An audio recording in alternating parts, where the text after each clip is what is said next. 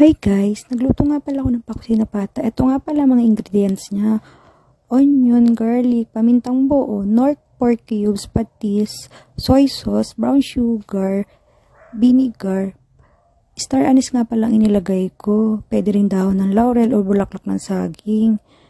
Pinakuluan ko nga pala ng mga 45 minutes. Nilagyan ko ng sibuyas, bawang, salt, nor pork cubes.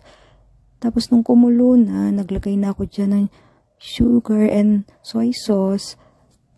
Tas vinegar. Dapat pala medyo malapot yung sauce, guys.